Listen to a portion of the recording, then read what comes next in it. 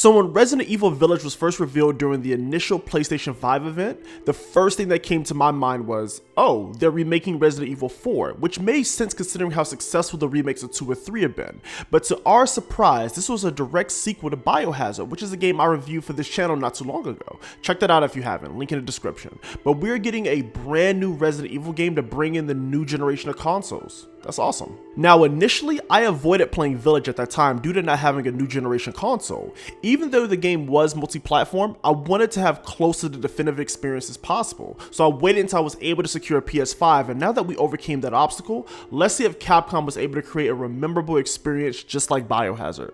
Let's get into it.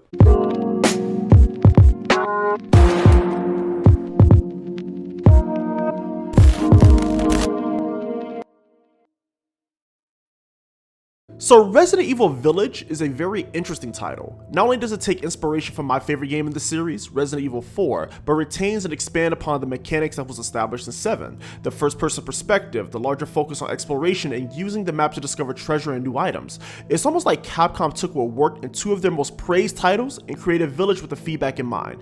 Now critically, Village has been seeing high remarks, but let's see if I feel the same way about this. So Village picks up about 3 years after the events of Resident Evil 7, and now Mia and Ethan are settled in their new home in Europe. Ethan and Mia also have a child together named Rose, and you would think that would be a happy family. Now of course, all the trauma both of them face in Louisiana still haunts them to this day. Now to avoid major spoilers, I won't get into detail what exactly happens here, but let's just say Ethan finds himself yet again in a very weird life or death filled adventure to rescue his daughter Rose.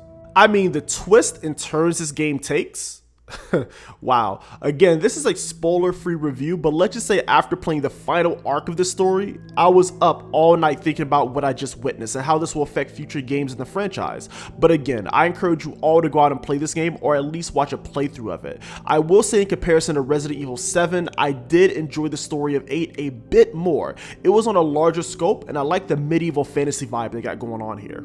Now for the game itself, like I stated, this game is kind of like Resident Evil 4 and 7 mixed together. You have moments that are very 7-like with the first person perspective and the occasional jump scares, but you have a village setting and higher emphasis on exploration very similar to 4. The game does feel a bit more action heavy in the later parts of the game and not really horror. And I also read that Capcom dialed back the horror due to player complaints in regards of 7.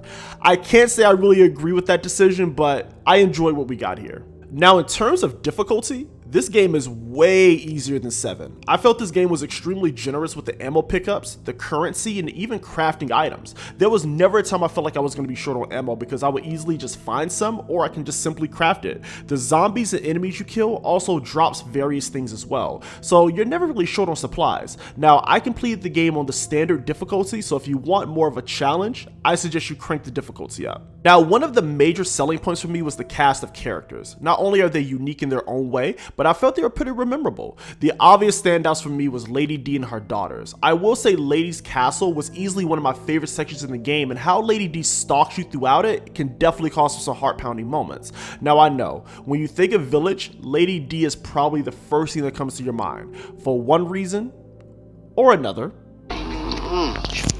Bless her.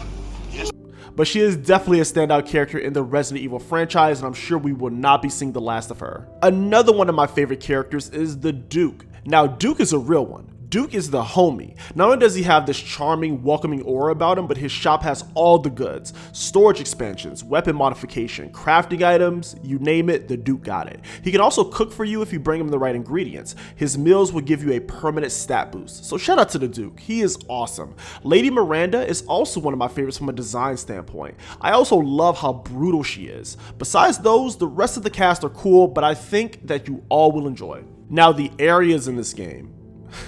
One thing to note, this game is gorgeous. Capcom did an amazing job with the overall aesthetic, and I love how many of the areas look. Now in terms of the gameplay, Lady D's castle and Donna's dollhouse was easily the standout areas for me. Now Donna's dollhouse, how can we not talk about this disturbing, deformed baby who chases you all around this house? I mean, Look at this thing. This was one of the only times I yelled WTF while playing this game. I also love the concept of the boss fight. Instead of fighting the doll head on, it's more like a game of hide and seek, which was cool to me. Speaking of the boss fights, they are cool to look at, but these fights are not that difficult. The only fight I somewhat had issues with was the Mother Miranda fight at the end, but even that was a little on the easy side. I will say, the mech fight with Heisenberg, even though it wasn't really Resident Evil, it was still really cool to look at and play. Now, the area that Heisenberg is in, I'm really not a fan of the factory, but hey, I still had fun. Overall, Resident Evil Village is definitely one of my favorite games that was released this year. I still think 7 was the better game overall with its constant focus on pure horror, but I like Village for the sheer scope the game has. If you recently got a PS5 or Xbox Series X, this game is something I highly recommend you add to your collection. Again, I thank you all for watching, and I'll see you next time.